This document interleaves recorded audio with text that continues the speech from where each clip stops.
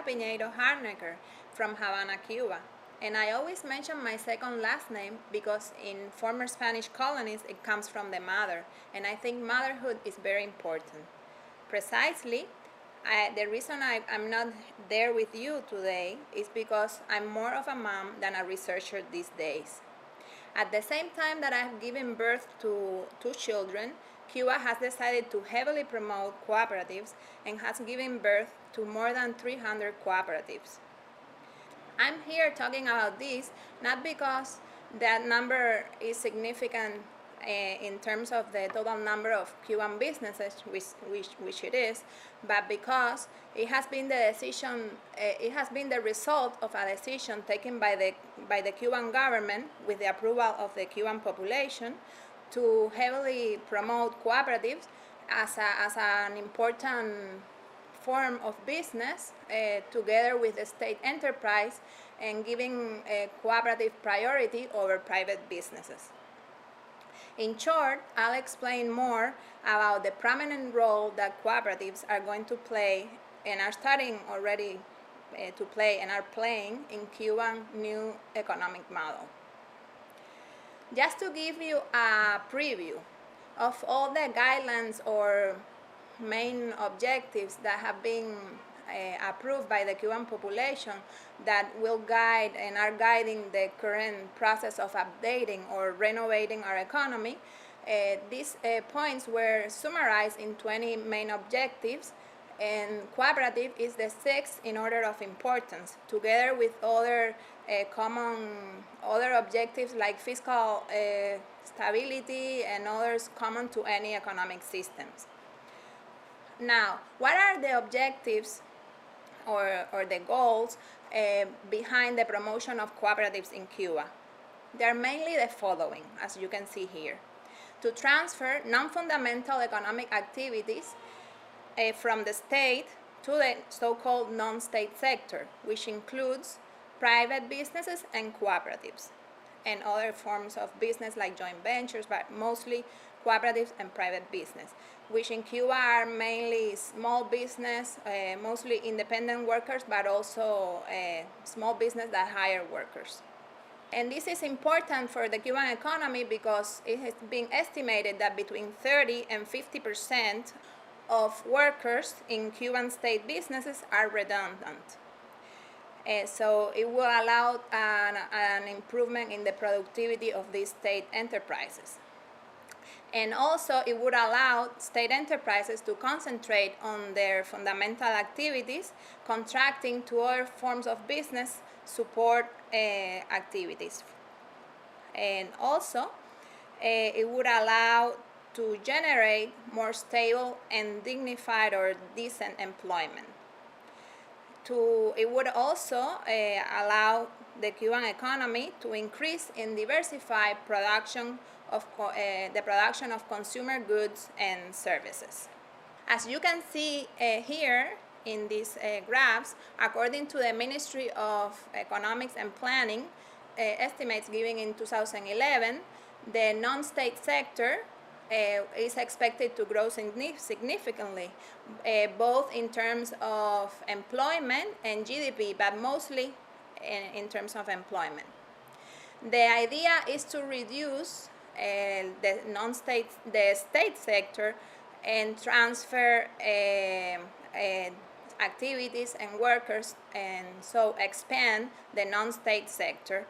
As I mentioned, giving priority to cooperatives, and this is because they are recognized as a more socialized form of business than private business. Cuban state officials have said that cooperatives are preferred over private businesses because they are more socialized, and this means for them that they generate and distribute wealth in a more equitable and just way. And moreover, as I've stressed in some essays and other presentations, I think that cooperatives, because of their democratic management, also have other advantage. They allow, for example, for the articulation of members' collective interests together with those of their communities and society at large, potentially. So the expansion of cooperatives in Cuba would allow to achieve the economic objectives already mentioned, and at the same time would allow to promote ethical values and practices that are consistent or congruent with Cuban socialism and socialism in general. Now, what is the current situation of cooperatives in Cuba? I suggest that we start with with agricultural cooperatives, so-called agricultural cooperatives, because they are in agricultural production, and these cooperatives have existed in Cuba for many years. And then we'll look at the new cooperatives, which are called non-agricultural cooperatives, because they are mainly outside agricultural production.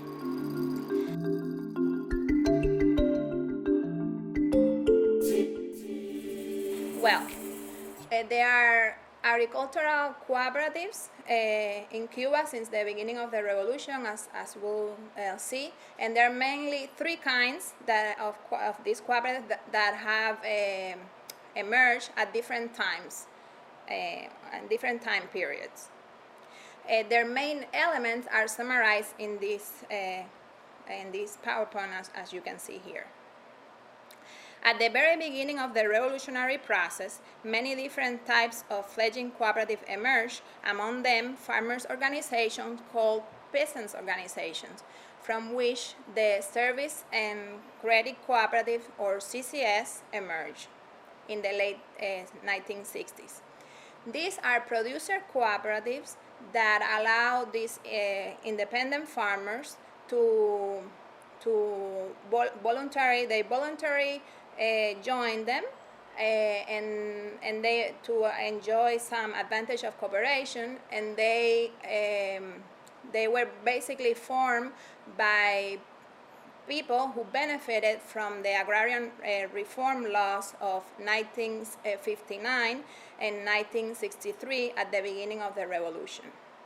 These CCS facilitate access to these producers. They facilitate access to equipment, to supplies, credit, and marketing services, among other advantages.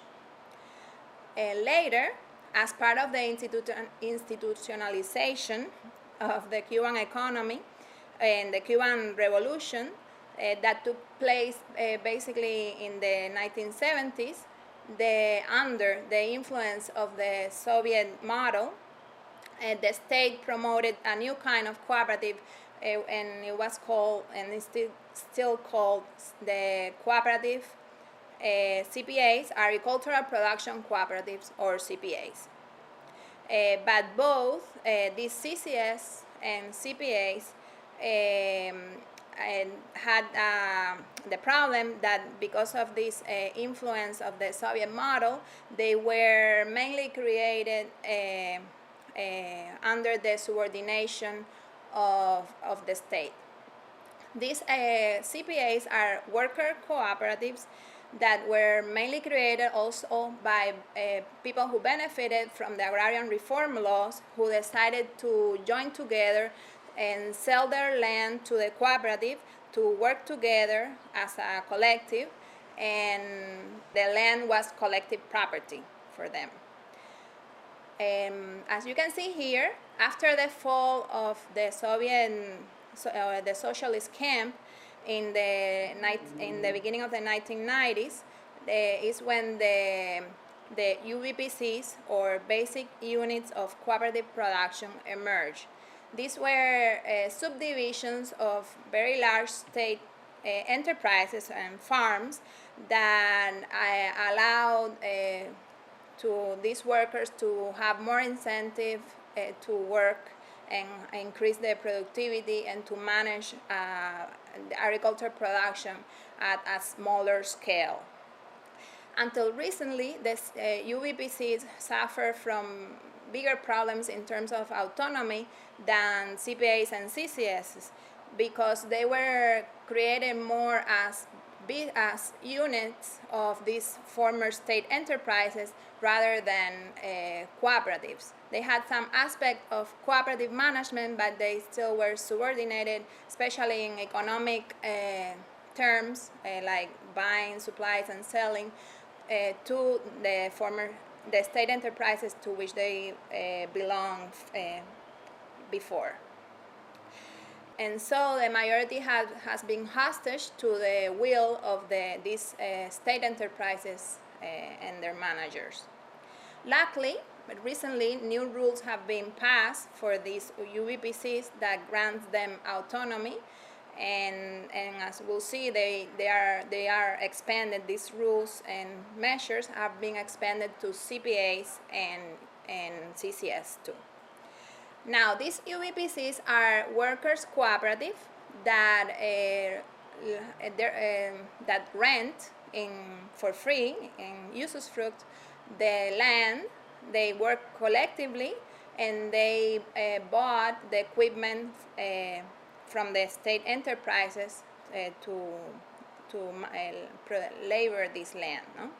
A lot of hope was put in these UBPCs because it was a time where Cuban agriculture needed to be much more productive, because it was in times when Cuba faced immense economic crisis.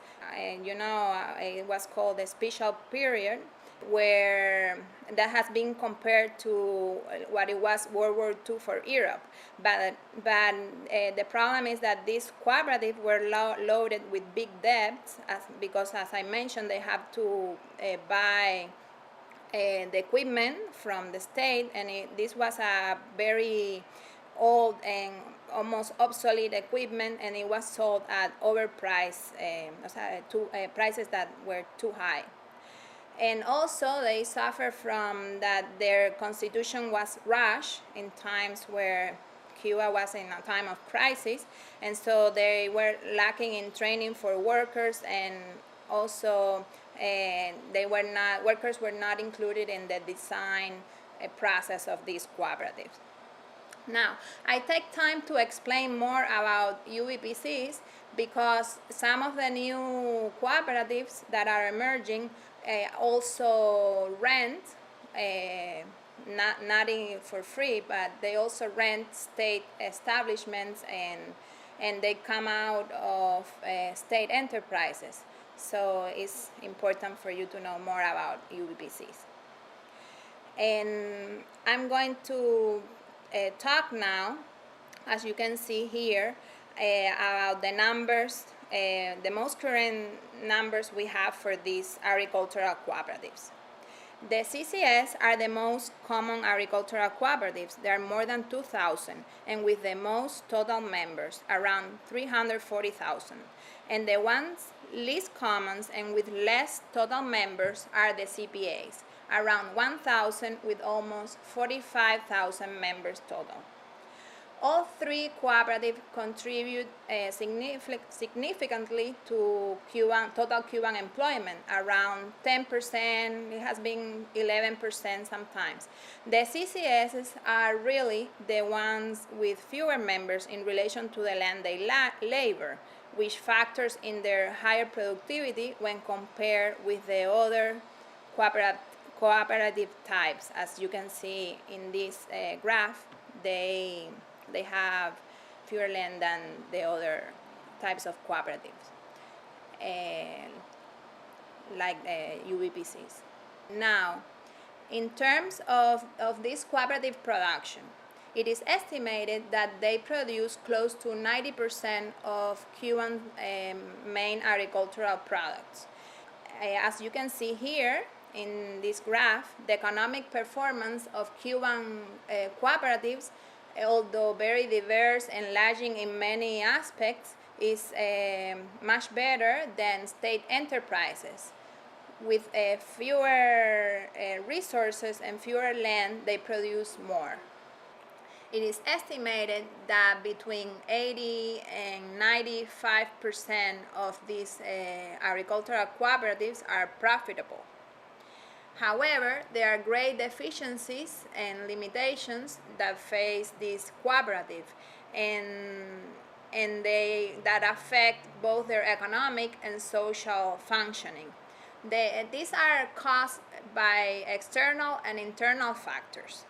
In fact, the Ministry of Agriculture says that more than 70% of UVPCs and 30% of CPAs have financial problems. But despite their many problems, agricultural cooperatives do contribute significantly to Cuban society in general, and especially to the population that lives in rural areas. In addition to offering a stable and dignified employment to their members, these organizations have directly fulfilled some important needs of their members and the surrounding communities, like providing housing, electricity, food, and other social goods and services. However, Cuban cooperatives could reach greater productivity and have better results if they face fewer problems accessing supplies, technology, and productive services, and also smaller limitations in marketing.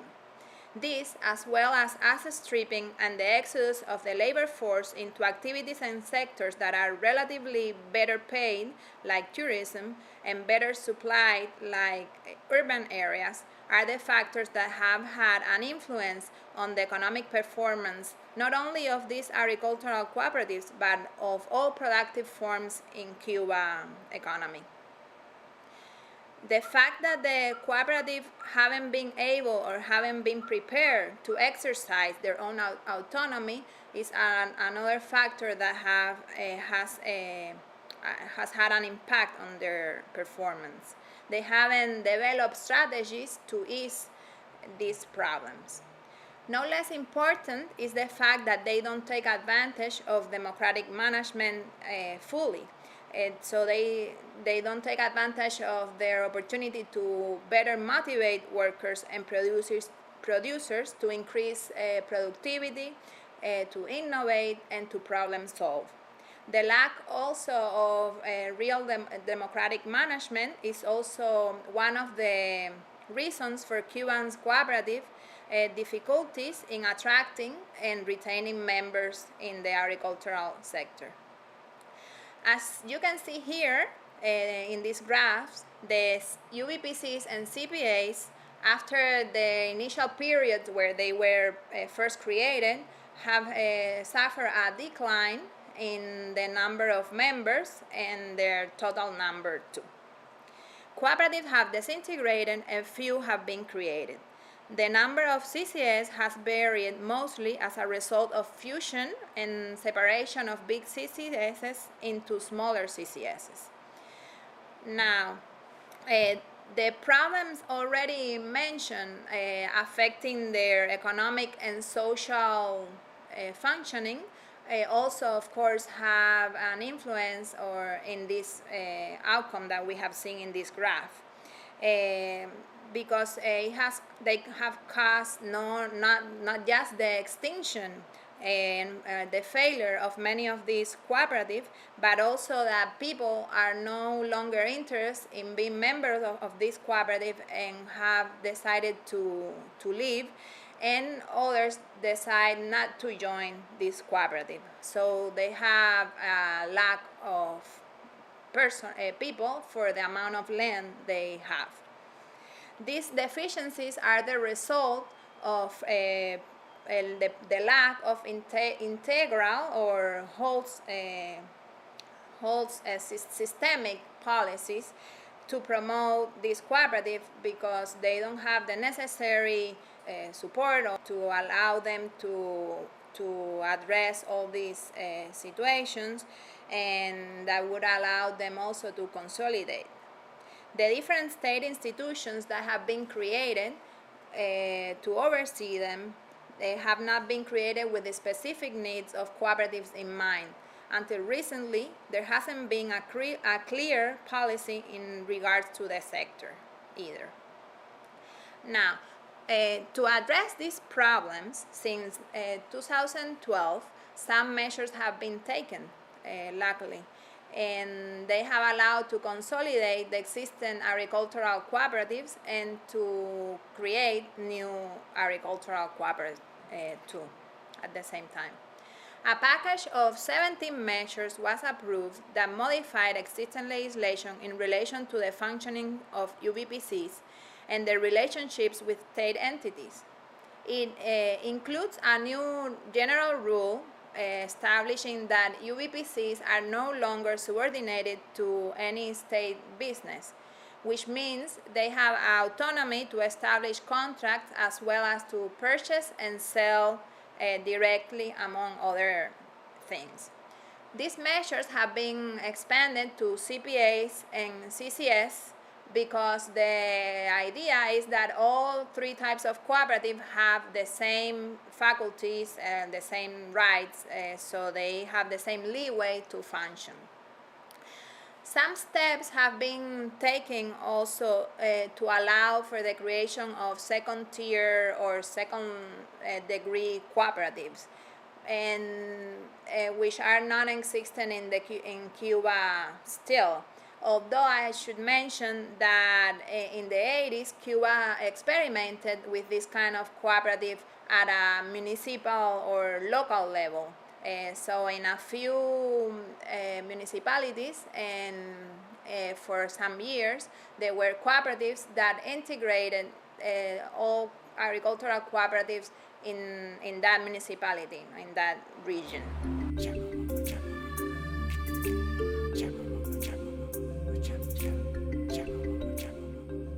Now, let's examine the so-called non-agricultural cooperatives, and which I mentioned operate outside agricultural production, and this is why they're called non-agricultural cooperatives. Luckily, the policies and legislation that has been passed to allow for the creation of this new kind of cooperatives in Cuba has learned from most of the mistakes made with agricultural cooperatives. And I say most because, in my view, still more recognition needs to be given to the importance of cooperative education, to intercooperation among cooperatives, and also to the social responsibility that this cooperative should exercise. Finally, in December 2012, the long-announced decision to allow for the creation of this new kind of cooperative was materialized in the passing of a new legal framework for this so-called non-agricultural cooperative. The following are the list of the main elements of this legal framework. As you can see here, it allows only producer and worker cooperatives to be created. They're not limited really to any specific activities, as long as what they do is considered as a part of the social interest. They are not subordinated to any state institution. They set their prices except for goods or services that have a social impact, and up until now, only personal transportation or the transportation of people and other few products are included in this classification. This new cooperative also can import and export through state agencies. And most significantly, they receive preferential treatment in comparison to private business in terms of bidding for state establishment, their taxation also, which is approximately 50% lower than that of private businesses. And also, this new cooperative can purchase supplies from state enterprises at lower prices and have access to soft loans from state banks. Now, the legal and institutional framework for this new non-agricultural cooperative has come with some deficiencies, and that hopefully will be resolved with the passing of a general law for all cooperatives, and this has been announced by public officials that it will be done in 2016, so relatively soon. The most significant deficiencies, in my view, of this legal framework are, as you can see here, that the procedure for establishing cooperative is too complicated, slow, and is subordinated in some aspects to the whim of the administration, because the approval criteria for this cooperative has not been made explicit, and among other problems. Also, the absence of an institution that supervises their internal functioning is a deficiency in my view, because the ministries that are now doing this supervision are not prepared to do it well and don't have the resources and the people to do it. And especially as the number of non-agricultural cooperatives is expected to grow, an organization that represents their interests, which could be similar to the one that exists for agricultural cooperatives already, is, in my view, necessary. Another problem, in my view, with this legal framework is that it doesn't give cooperative education, as I mentioned, the importance, in my view, it deserves. The only ASI, or the universal principle, cooperative principle, that is not explicit in this legislation is precisely cooperative education. And also, this legal framework doesn't establish that the people who are part of this cooperative should educate themselves in cooperativism before joining a cooperative. Similarly, it doesn't encourage cooperatives to exercise their social responsibility and not even to think about how they could impact the surrounding communities. Now, what are the number and what is the situation of this non-agricultural cooperative now? Up to today, the number of these cooperatives that have been authorized to be created is close to 500, exactly 498 cooperatives. The majority, as you can see here, are to be originated from the state, from state enterprises, which means they were created by and out of state enterprises. The rest were proposals made by a group of people. Public officials have said that the delay in approving more requests to create this kind of cooperative is more because they feel that there is the responsibility of the state that these new cooperatives are successful. So until there are conditions for the success of this cooperative, the minimum conditions, they are not going to allow for authorize the creation of new cooperative. Nevertheless, there is a new group of these proposals for new cooperative that they say is soon to be approved. Of the total number of cooperatives that has been approved, around 500, as you saw, they are now officially registered 355 as of August 2015.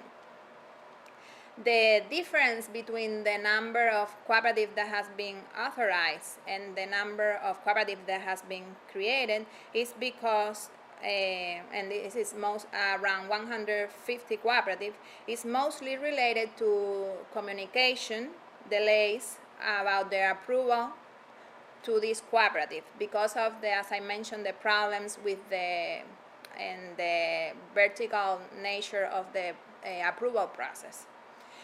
As you can see in this graph, they cover diverse activities with special focus on gastronomy, retail sale of agricultural products, and these are cooperatives that manage agricultural produce markets that were previously managed by the state. And I'll talk about them, and I'll mention them later.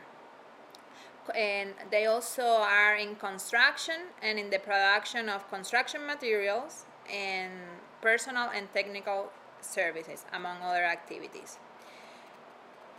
In 2014, we made a diagnostic of around 40% of around 40 cooperatives of this new non-agricultural cooperative, and they were all except one located in Havana, where most of these cooperatives concentrate.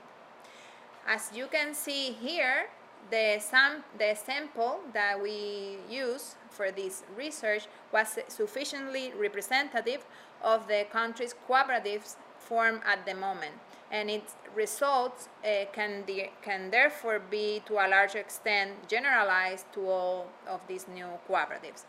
The vast majority, as you can see here, is located in Havana, and so our sample is representative. In this study, we shall list at the end of this presentation, together with other essays, we found that these new cooperatives, despite their short term in existence, were experiencing very positive changes. The most noteworthy is that in general, workers were satisfied with the decision to start a cooperative, especially because in the majority of cases, their wages had risen significantly, tripling on average. In some cases, they were multiplied by 7 times. The increase in profit is due more to higher productivity than to higher prices in most cases. But for this, we need to exclude a couple of cooperatives that face no competition in their activity, and especially the cooperatives that manage agricultural produce markets, as I mentioned before. Also, not to be disregarded is how autonomy and democratic management, or the power to make the most important decisions, as one member put it, have on the overall sense of satisfaction and belonging of these members. Even if a broader study is needed to determine the reach and depth of the democratization of decision making in this cooperative, and time is required to see a cultural change, in general, cooperative members understand and are happy with their power to make the most important decisions in the General Assembly. The interviewers we saw perceive greater unity, collaboration, and teamwork in their cooperatives. They said that the tasks were distributed regardless of responsibilities or titles, and this allowed for multitasking and the reduction in the division between manual and administrative work. They also said that work discipline had improved, in that people were fulfilling time commitments and technical standards and working with greater intensity. Likewise, they were conserving more resources like electricity, water, and the telephone, which in Cuba is used a lot in state enterprises, as well as taking better care of work tools, performing maintenance on this equipment, etc. Also, most managers seem interested in educating themselves on accounting, management, and strategy in order to improve management. On the other hand, these cooperatives also present problems. As I point out here, they are confronting issues, especially in the creation process, in training and education, and difficulties in accessing supplies and productive services, and other situations that result in a rise in their operational costs, which, as we'll see, these are unfortunately common to all kinds of businesses in Cuba.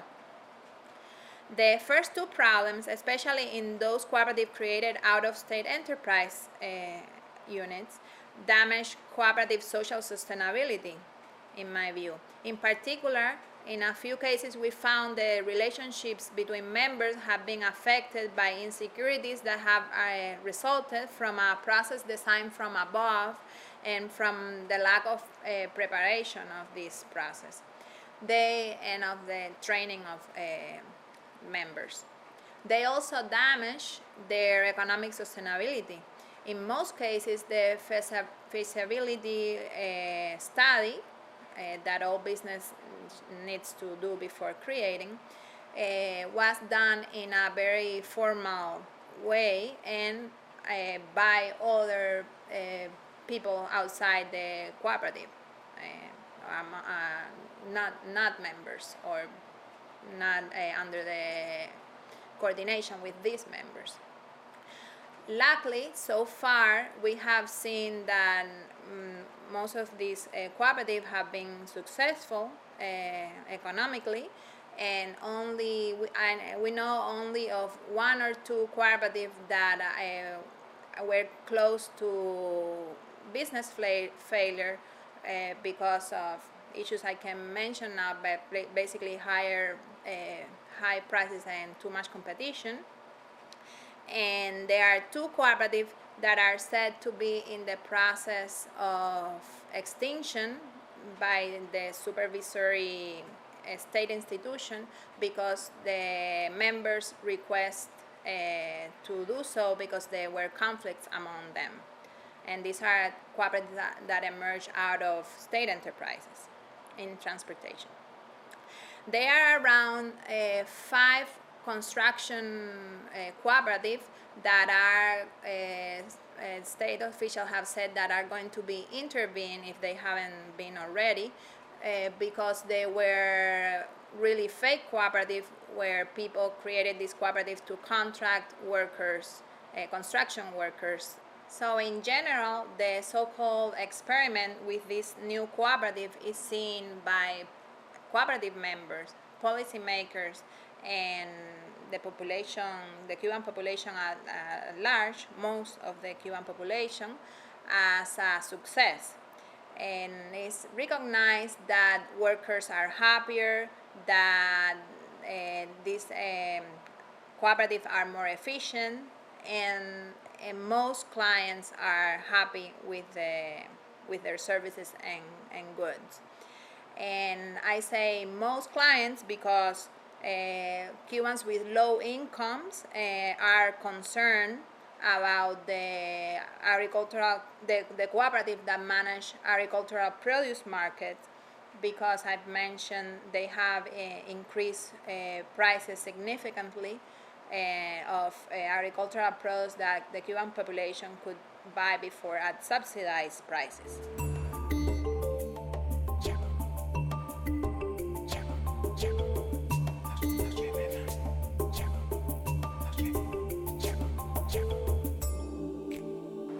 Now, as we can see, we have seen so far, at least in my view, we can consider that the promotion of agricultural and non-agricultural cooperative in general in Cuba has been pretty successful, despite many problems and limitations that I've mentioned and I discuss in other works, in other essays. But without a doubt, the promotion of cooperative and the expansion of cooperative in Cuba, this goal, faces great challenges that we should discuss. As you can see here, this promotion of cooperative in Cuba has to face the challenge that comes with fomenting the creation of this kind of economic and social organization when there are public policies that gives them preferential treatment. In particular, the need to establish an effective supervision to avoid false cooperative and also to avoid the distortion of honest cooperative into not true cooperative.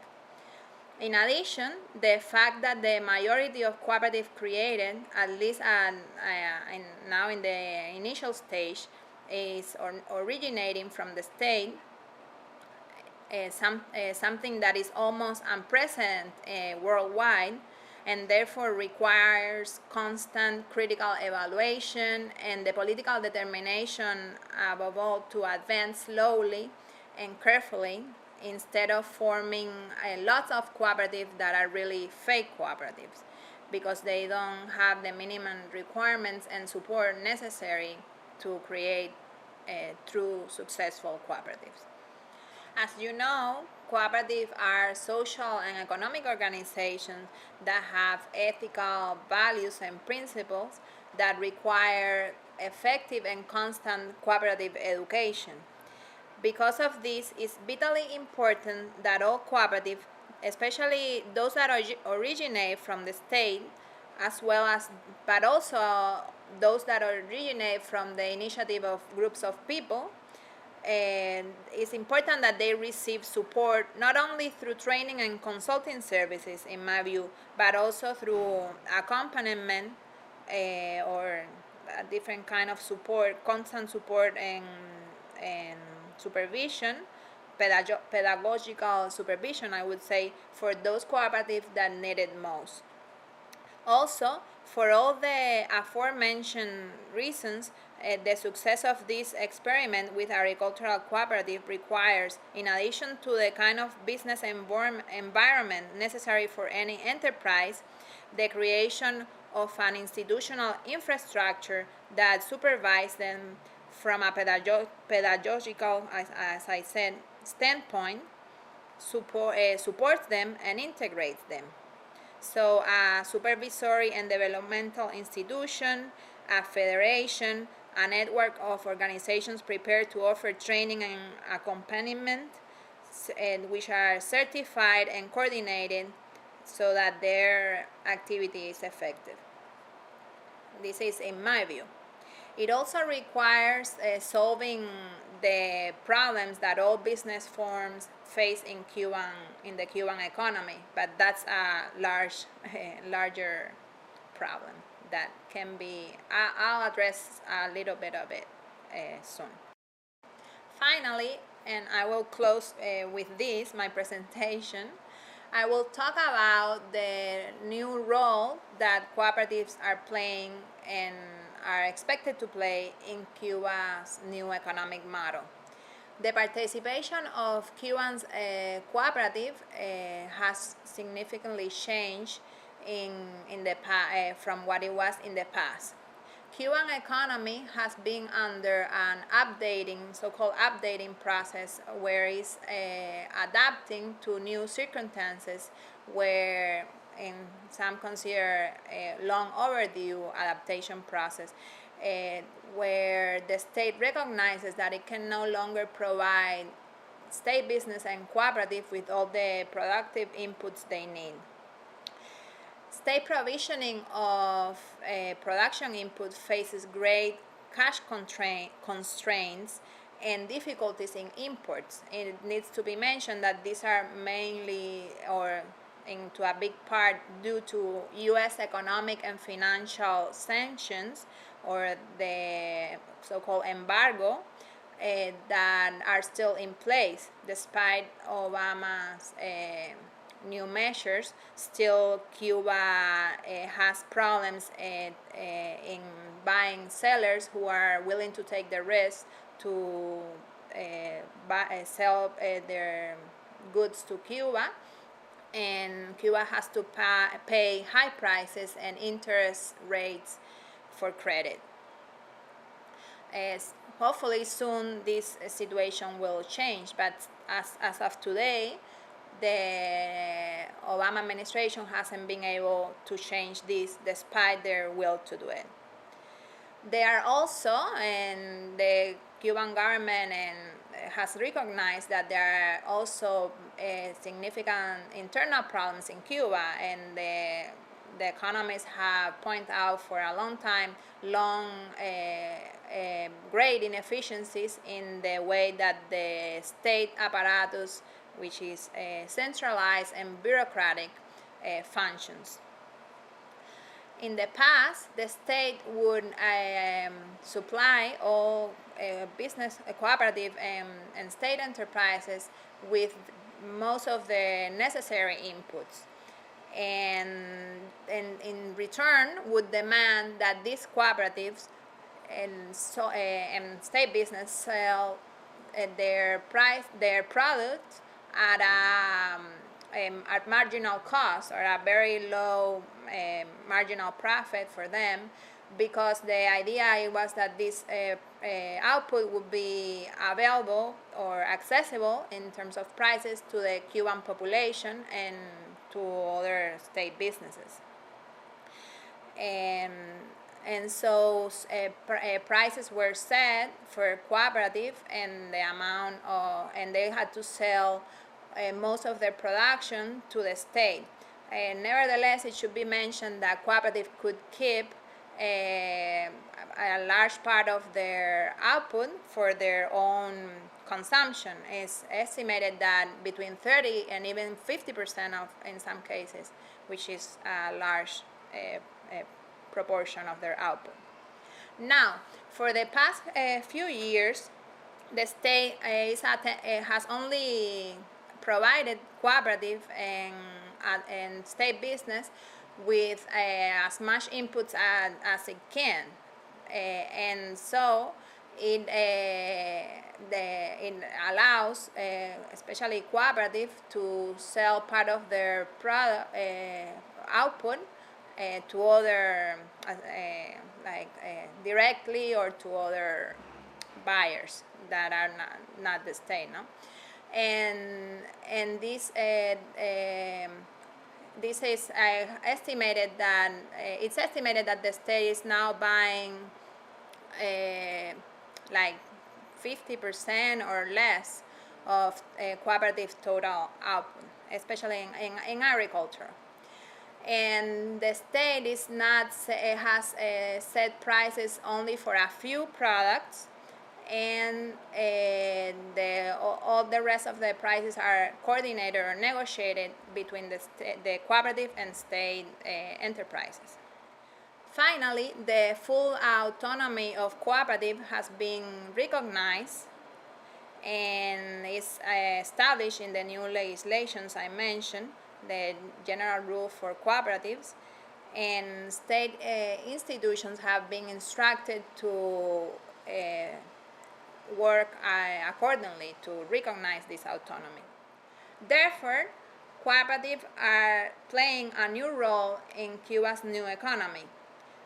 They are expected to be autonomous organizations that are consistent with an economy oriented towards the satisfaction of people's needs, and thus that they prevent that profit seeking detracts them from this necessary objective of satisfying the needs and aspirations of Cuban population and society at large.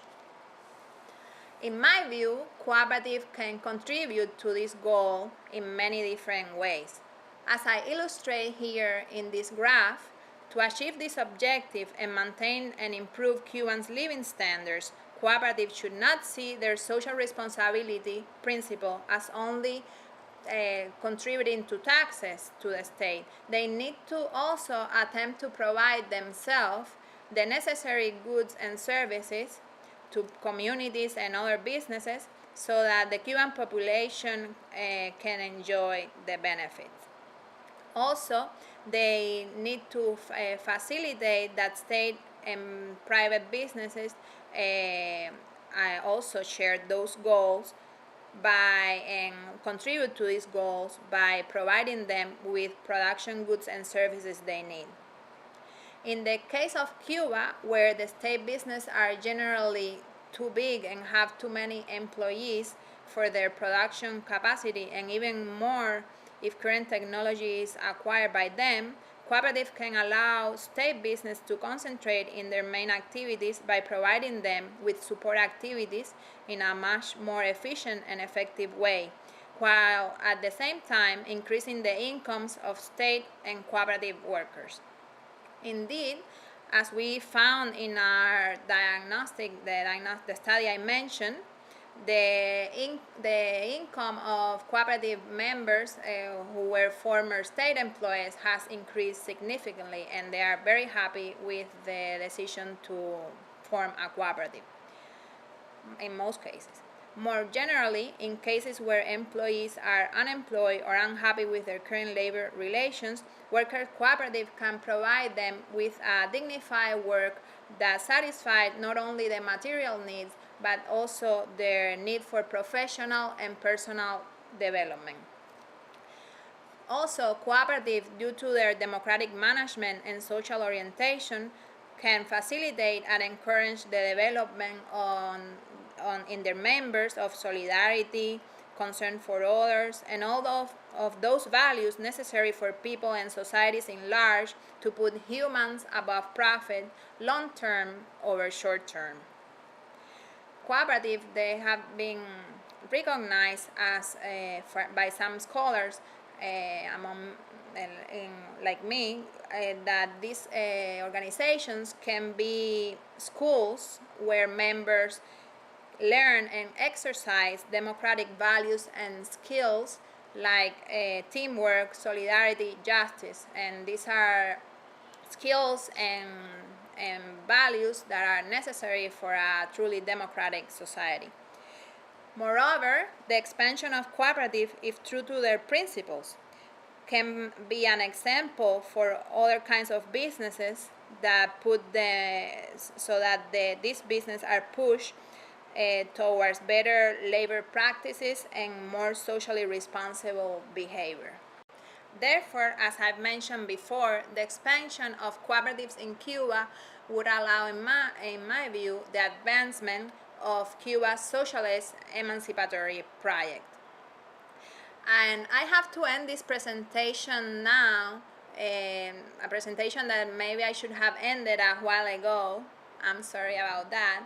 And I have abused of your time because I believe that cooperatives, when they're true to their principles, to their democratic management, with their flexible organizational forms, and their tendency to cooperate with other economic and social actors, are the business form and better suited for an economy that is oriented towards the satisfaction of people's needs. And that is a socialist economy in the case of Cuba, and in general for any economy with this goal. And thus that cooperatives are very important for this better world we all want to be living in. And I also have abuse of your time because I have the luck to be working in a center that is part of the University of Havana, where I have the support, even if I'm on a second maternity leave, a year long each time.